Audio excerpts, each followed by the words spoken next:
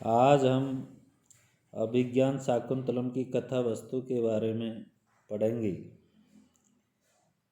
महाकवि कालिदास ने अभिज्ञान शाकुंतलम के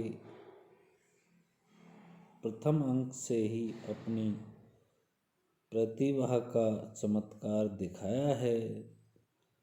राजा दुष्यंत शिकार खेलते समय तपोवन के एक मृग का अनुसरण करते हुए महर्षि कण्व ऋषि के आश्रम में पहुंचते हैं और एक तपस्वी द्वारा उस मृग को अवैध घोषित करने पर बाण का संधान रोक देते हैं। शकुंतला के किसी अनिष्ट की शांति के निमित्त सोम तीर्थ गए हुए कण्व ऋषि के आश्रम में दुष्यंत प्रविष्ट होते हैं और शकुंतला अपनी सखियों अनुसुईया और प्रियंवदा के साथ पादप सिंचन पेड़ों का सिंचाई करती हुई उनकी दृष्टि पथ में आती है। दुष्यंत उसकी ओर आकर्षित होते हैं, किंतु मर्यादा का विचार उनके विकार को रोकता है। अचानक भ्रमर बाधा होने पर दुष्यंत प्रकट हो जाते हैं और शकुंतला की रक्षा करते हैं। सखियों से उनको शकुंतला की जीवन वृत्त का परिचय प्राप्त होता है। तभी वे उसे क्षत्रिय कन्या जानकर अपने प्रेम के अनुरूप समझते हैं। उसी समय शकुंतला के हृदय में भी प्रेम अंकुर जम जाता है। शकुंतला के साथ अपने विवाह के विषय में राजा आश्वस्त हो जाता है, परंतु प्रेमवदा की बातों को सुनकर शकुंतला कुछ रुष्ट होकर जाने को तैयार होती है। प्रेमवदा वृक्ष सिंचन के ऋण का स्मरण कराकर उसे रोकना चाहती है। राजा अंगूठी द्वारा शकुंतला को ऋण रहित करना चाहता है। अंगूठी पर अंकित दुष्यंत के नाम को पढ़कर अनुसुईया और प्रियंवदा जब एक दूसरे की ओर देखती है, तब राजा अपने को दुष्यंत ने समझने का निवेदन करता है। नेपथ्य में ध्वनि होती है कि एक जंगली हाथी भयभीत होकर इधर ही आ रहा है। भय से आक्रांत प्रेमवदा व अनुसुईया जाने लगती है और शकुंतला भी पैर से कांटा निकालने के बहाने घूमकर दुष्यंत को देखती हुई अपने प्रेम को अभिव्यक्त करके चली जाती है। शकुंतला के प्रति राजा भी खिन्न होकर पड़ाव की ओर चला जाता है।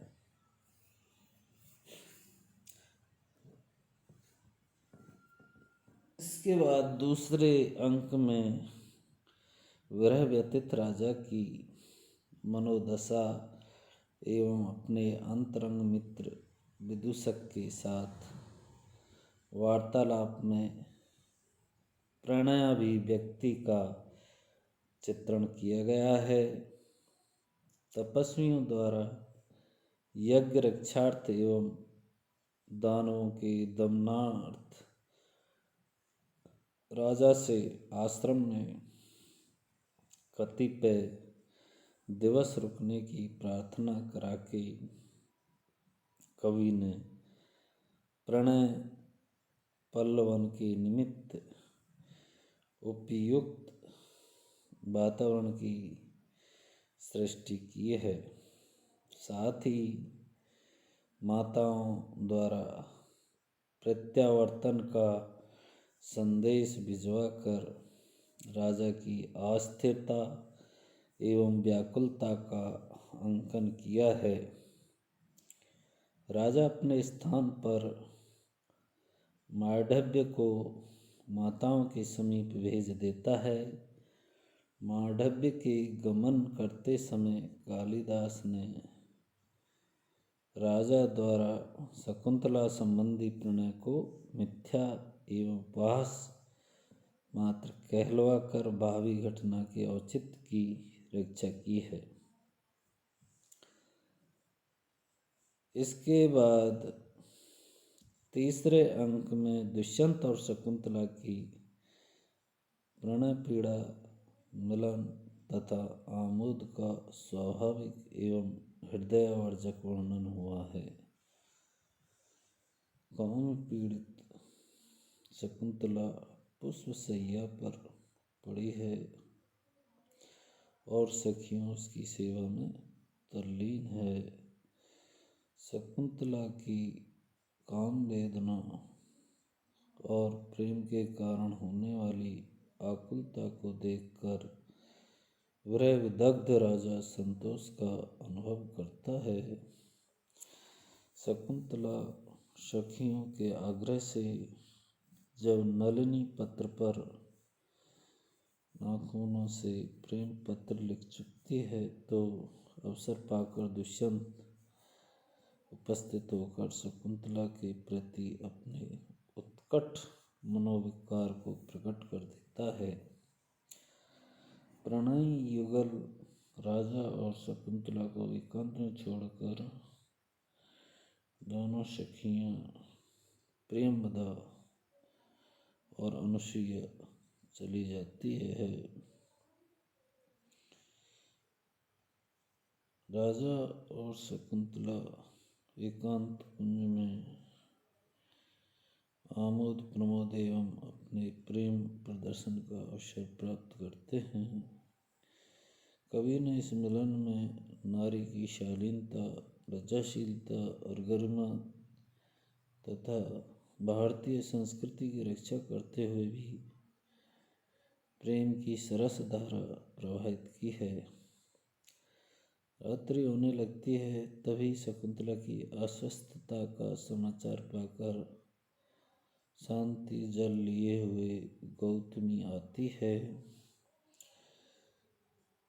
राजा वृक्ष की ओट में छिप जाता है। गौतमी के साथ शकुंतला आश्रम की ओर प्रस्थान करती है। इसी बीच आकाशवाणी सुनाई पड़ती है कि राक्षसों की भयोत्पादक छायाएं आश्रम का बार बार चक्कर लगा रही है। ऐसा सुनकर राजा राक्षसों से यज्ञ की रक्षा करने के निमित्त लता मंडप का त्याग करता है। इसके बाद चतुर्थ अंक में कालिदास की कला का चरमोत्कर्ष है। इसमें उनकी कल्पना का कौशल, प्रतिभा का प्रदर्शन, भावना की भव्यता, हृदय की स्निग्धता, लौकिक ज्ञान की गुरुता एवं नैतिकता की निराली छटा का एक साथ दर्शन होता है। विष्कंभक में शकुंतला की प्रेम में तन्मयता और उसके कारण आतिथ्य से वंचित कुपित दुर्वासा का प्रेमी द्वारा विस्मृत किए जाने का शाप और सखियों द्वारा अनुनय करने पर अभिज्ञान दर्शन से प्रेमी की स्मृति का पुनर्जागरण आदि की महत्वपूर्ण घटना का वर्णन करके कालिदास ने अपने अपूर्व नाट्य कौशल का प्रदर्शन किया है। विष्कंभक को इस घटना के कारण ही नाटक का नामकरण अभिज्ञान शाकुंतल हुआ है। इसी अंक में ऋषि कण्व सोमतीर्थ से आकर गांधर्व विवाह के औचित्य को स्वीकार करके तथा शकुंतला को गर्भवती जानकर उसे पति गृह भेजने की व्यवस्था करते हैं। इस समय कालिदास का हृदय मानो साकार कवित्व बनकर अवतरित हो गया है। तपोवन की नीरव करुणा पृत्र हृदय की कोमल भावनाओं का सामंजस्य पाकर बरवस नेत्रों से जल प्रवाहित करा देती है। सारा तपोवन शकुंतला के वियोग से व्यथित हो जाता है। मृग शावक शकुंतला के आंचल से लिपट जाता है। हरणियाँ जुगाली करना तथा मयूर नृत्य करना छोड़ देते हैं। चेतन जगत की बात तो दूर, तपोवन के जड़ जगत के लिए भी शकुंतला का वियोग असह्य हो जाता है। महर्षि कण्व राजा के लिए संदेश भेजते हैं कि इसे राजा अपनी पत्नियों में सम्मानपूर्वक स्थान दे। तदनंतर वे शकुंतला को कर्तव्य शिक्षा देते हैं। सखियाँ शकुंतला से बतलाती है कि यदि राजा उसे न पहचाने तब स्मरण चिन्ह अंगूठी को वह उसे दिखला दे। तत्पश्चात शकुंतला गौतमी, सांग्रव एवं शार्दूल के साथ चली जाती है। महर्षि कण्व शकुंतला को पति गृह भेजकर हार्दिक शांति का अनुभव करते हैं।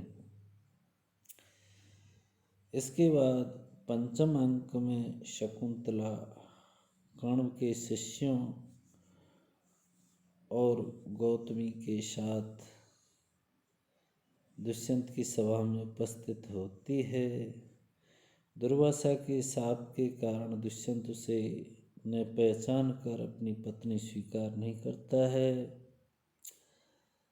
शकुंतला प्रमाण स्वरूप उसकी नामांकित मुद्रिका दिखाने का उपक्रम करती है, किंतु उसे अपनी उंगली में न पाकर किम कर्तव्य विमूढ़ सी हो जाती है। शकुंतला विभिन्न घटनाओं के वर्णन से राजा की स्मृति को जागृत करने का प्रयत्न करती है, किंतु राजा को कुछ भी याद नहीं आता है। राजा उसके साथ ऋषि कुमारों के कुपित होने पर भी उसे स्वीकार नहीं करता।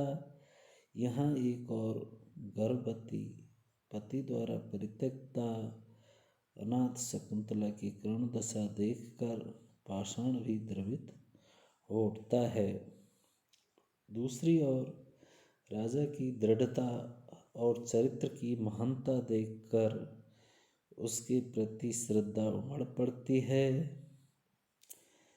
शार्दूल की भर्त्सना से शकुंतला अत्यधिक करुणा की मूर्ति प्रतीत होती है।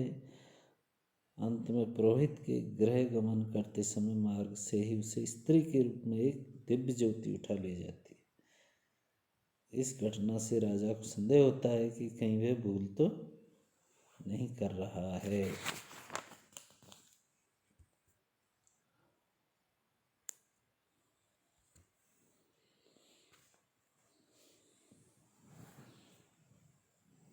इसके बाद छठे अंक में शक्रावतार निवासी धीवर द्वारा मुद्रिका की प्राप्ति होती है।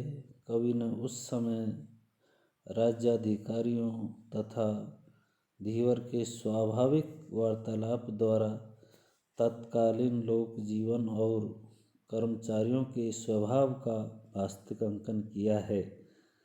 प्रत्यभिज्ञान स्वनामांकित अंगूठी के दर्शन से